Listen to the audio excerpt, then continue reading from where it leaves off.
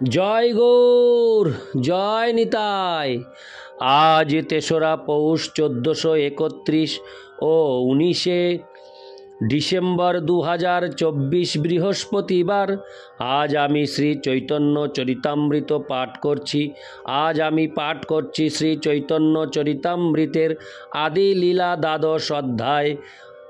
অদ্বৈত আচার্য এবং শ্রী গদাধর পণ্ডিতের শাখা ও উপশাখার শ্লোক ৬৭ থেকে ৭৬। জয় শ্রীকৃষ্ণ চৈতন্য প্রভু নিত্যানন্দ, শ্রী অদ্বৈত গদাধর শিবাসাদি গৌর ভক্তবৃন্দ। ওং নমো ভগবতে বাসুদেবায়। ওং নমো ভগবতে বাসুদেবায়। ওং নমো ভগবতে বাসুদেবায়। শ্লোক ৬৭। ইয়ার মধ্যে মালিপ আছে কোন শাখাগণ, না মানে চৈতন্য মালি দূর দৈব কারণ। শ্লোকার্থ: শ্রী চৈতন্য মহাপ্রভুর অপ্রকটের পর, হরে কৃষ্ণ, অপ্রকটের পর দুর্ভাগ্যবশত কোন শাখা শ্রী চৈতন্য মহাপ্রভুকে অস্বীকার করে বিপদগামী হয়েছিল। ইতি শ্লোক ৬৭। শ্লোক ৬৮। সৃজাইল জিয়াইল তারে না মানিল, কৃতঘ্ন হইলা তারে স্কন্দ ক্রুদ্ধ হইল। শ্লোকার্থ: যে মূল স্কন্দ থেকে সম্পূর্ণ বৃক্ষটি ও তার শাখা উৎপত্তি হল এবং যার দ্বারা তারা প্রাণ ধারণ করে বেঁচে থাকলেন, কিছু কিছু শাখা তাকে মানলেন না। তার ফলে মূল স্কন্দ অত্যন্ত ক্রুদ্ধ হলেন। ইতি শ্লোক ৬৮। শ্লোক ৬৯। ক্রুদ্ধ হঞ্চা, হরে কৃষ্ণ, ক্রুদ্ধ হঙ্গা স্কন্দ তারে জল না সঞ্চারে, জলাভাবে কৃশ শাখা শুকাইয়া মরে। শ্লোকার্থ: ক্রুদ্ধ হয়ে স্কন্দ সেই শাখাগুলিকে জল সঞ্চার করলেন না এবং তার ফলে সেই শাখাগুলি শুকিয়ে মরে গেল। ইতি শ্লোক ৬৯। শ্লোক ৭০। চৈতন্য রহিত দেহ শুষ্ক কাষ্ঠ সম, জীবিতেই মৃত সেই মইলে দণ্ডে যম। শ্লোকার্থ: কৃষ্ণ চেতনাবিহীন মানুষ একটি শুষ্ক কাষ্ঠ অথবা মৃতদেহের মতো। সে জীবিত অবস্থাতেই মৃতের মতো এবং মৃত্যুর পর যমরাজ তাকে দণ্ডদান করবেন। তাৎপর্য: শ্রীমদ্ ভাগবতের ষষ্ঠ স্কন্দের ৩য় অধ্যায় ৩১তম শ্লোকে যমরাজ তার দূতদের বললেন কি ধরনের মানুষকে তার কাছে নিয়ে আসতে হবে। সেখানে তিনি উল্লেখ করেছেন যে মানুষের জিহ্বা কখনো পরমেশ্বর ভগবানের দিব্য নাম ও মহিমা কীর্তন করেনি, যে মানুষের হৃদয় শ্রীকৃষ্ণ এবং তার শ্রীপাদপদ্ম স্মরণ করে স্পন্দিত হয়নি এবং যার মস্তক কখনো পরমেশ্বর ভগবানকে প্রণতি নিবেদন করেনি, তাকে যেন অবশ্যই দণ্ডভোগ করার জন্য আমার কাছে নিয়ে আসা হয়। পক্ষান্তরে অভক্তদের দণ্ডভোগ করার জন্য যমরাজের কাছে নিয়ে যাওয়া হয় এবং সেভাবেই জড়া প্রকৃতি তাকে বিভিন্ন রকমের দেহ দান করে। মৃত্যুর পর অভক্তদের যমরাজের কাছে বিচারের জন্য নিয়ে যাওয়া হয়। যমরাজের বিচার অনুযায়ী জড়া প্রকৃতি তাদের পূর্বকৃত কর্ম অনুসারে উপযুক্ত শরীর দান করে। এটি হচ্ছে আত্মার এক দেহ থেকে আর এক দেহে আসার দেহান্তর প্রক্রিয়া। কৃষ্ণ ভক্তদের কিন্তু যমরাজের বিচারাধীন হতে হয় না। ভক্তদের জন্য একটি উন্মুক্ত পথ রয়েছে এবং সেই সম্বন্ধে ভগবদ্ গীতায় প্রতিপন্ন হয়েছে। ত্যক্তাদেহং পুনর্জন্ম নৈতি মামেতি।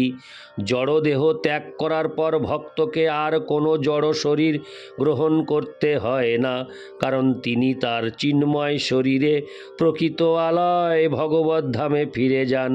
যমরাজের দণ্ড তাদেরই জন্য যারা কৃষ্ণ ভাবনাময় নয়। হরে কৃষ্ণ। ইতি শ্লোক 70। শ্লোক 71।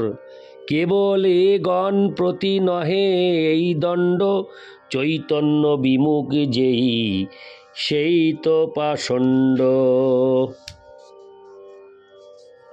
শ্লোকার্থ। অদ্বৈত আচার্যের বিপদগামী গণেরাই কেবল নয়, চৈতন্য বিমুখ যে জন সেই পাষণ্ড এবং যমরাজ তাকেও দণ্ড দান করবেন। ইতি শ্লোক 71। শ্লোক 72। হরে কৃষ্ণ। কি পণ্ডিত কি তপস্বী কি বা গৃহী জ্যোতি, চৈতন্য বিমুখ যেই তার এই গতি। শ্লোকার্থ। তা তিনি পণ্ডিতই হন বা তপস্বী হন, সার্থক গৃহস্থ হন অথবা বিখ্যাত সন্ন্যাসী হন, তিনি যদি শ্রী চৈতন্য মহাপ্রভুর বিরোধী হন তাহলে তাকে যমরাজের হাতে দণ্ড ভোগ করতেই হবে। ইতি শ্লোক 72। শ্লোক 73। যে যে লইল শ্রী অচ্যুতা, হরে কৃষ্ণ, যে যে লইল শ্রী অচ্যুতানন্দের মত, সেই আচার্যের গণ মহাভাগবত। শ্লোকার্থ।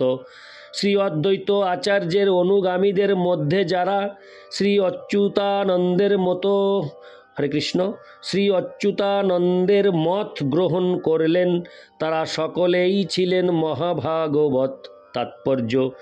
এই সম্পর্কে শ্রীল ভক্তিবিনোদ ঠাকুর তার অমৃত প্রবাহ ভাষ্যে লিখেছেন, শ্রী অদ্বৈত আচার্য প্রভু ভক্তিকল্পতরুর একটি স্কন্দ।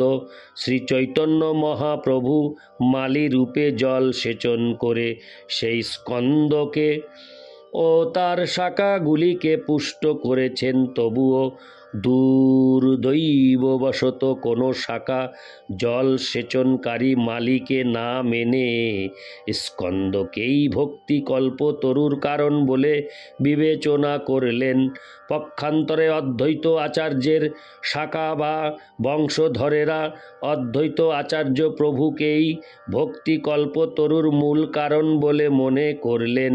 কিন্তু যারা এভাবেই চৈতন্য মহাপ্রভুর নির্দেশ অমান্য করলেন বা অবহেলা করলেন তারা জল না পেয়ে শুকিয়ে মরে গেলেন।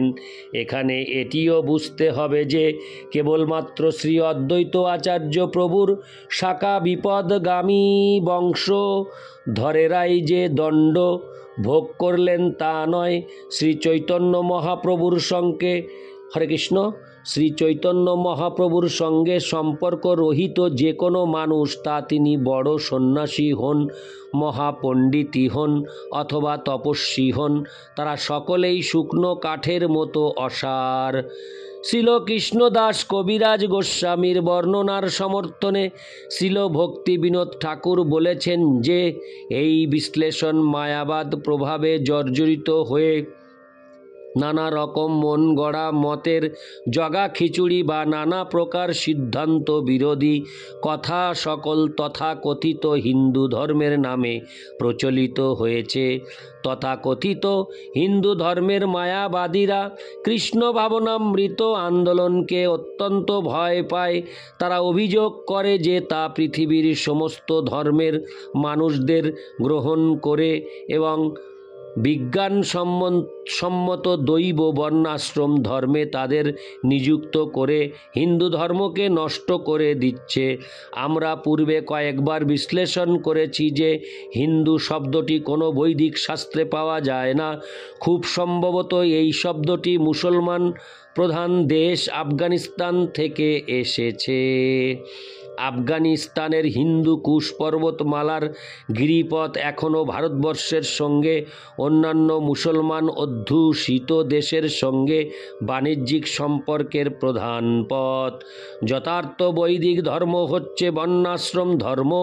এই সম্বন্ধে বিষ্ণু পুরাণে বলা হয়েছে, বর্ণাশ্রমাচারবতা পুরুষেণ পরো পুমান বিষ্ণুরারাধ্যতে পন্থা নান্যত তত্ত্বশোকারণম। বিষ্ণু পুরাণ ৩:৮-১৯। বৈদিক শাস্ত্রে নির্দেশ দেওয়া হয়েছে যে মানুষের কর্তব্য হচ্ছে বর্ণাশ্রম ধর্ম অনুসরণ করা। বর্ণাশ্রম ধর্ম অনুশীলন করলে মানুষের জীবন সাফল্যমণ্ডিত হয়, কেননা তার ফলে জীবনের পরম লক্ষ্য পরমেশ্বর ভগবানের সঙ্গে সম্পর্কের প্রতিষ্ঠা হয়। তাই কৃষ্ণ ভাবনামৃত আন্দোলন সমস্ত মানব সমাজের জন্য। যদিও মানব সমাজে বিভিন্ন বিভাগ অথবা হরে কৃষ্ণ উপবিভাগ রয়েছে, কিন্তু তবুও মানবজাতি হচ্ছে একটি জাতি, এবং তাই আমরা মনে করি যে পরমেশ্বর ভগবান শ্রী বিষ্ণুর সঙ্গে সম্পর্কযুক্ত হওয়ার মাধ্যমে তার স্বরূপ সম্বন্ধে অবগত হওয়ার যোগ্যতা প্রতিটি মানুষেরই রয়েছে। শ্রী চৈতন্য মহাপ্রভু বলেছেন, জীবের স্বরূপ হয় কৃষ্ণের নিত্যদাস।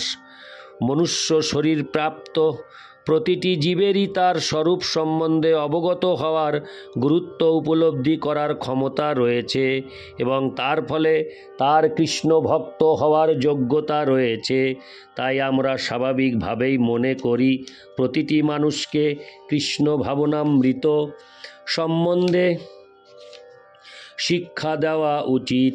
বাস্তবিক পক্ষে পৃথিবীর সর্বত্র প্রতিটি দেশে যেখানে আমরা সংকীর্তন আন্দোলন প্রচার করি, আমরা দেখতে পাই যে মানুষ অতি সহজে হরে কৃষ্ণ মহামন্ত্র গ্রহণ করে।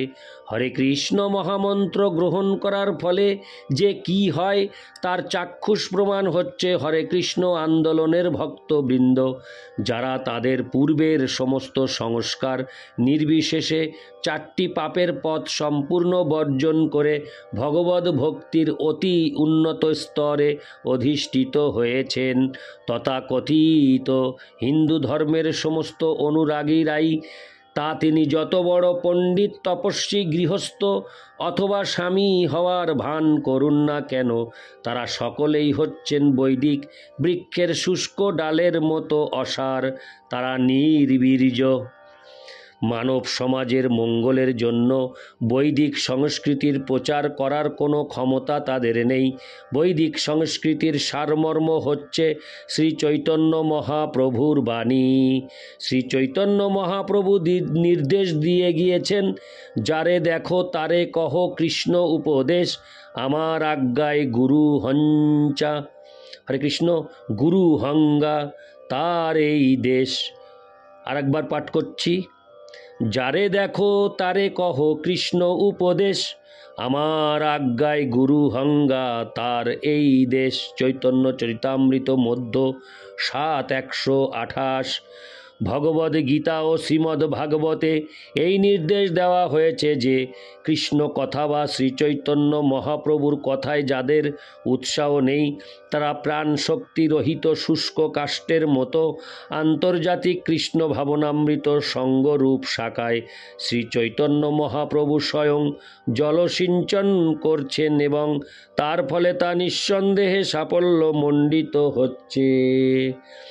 আর আন্তর্জাতিক কৃষ্ণ ভাবনামৃত সঙ্গের প্রতি ঈর্ষাপরায়ণ তথাকথিত হিন্দু ধর্মের অসংলগ্ন শাখাগুলি শুকিয়ে মরে যাচ্ছে। ইতি শ্লোক 73। শ্লোক 74। সেই আচার্যের কৃপার ভাজন অনায়াসে পাইল সেই চৈতন্য চরণ। শ্লোকার্থ।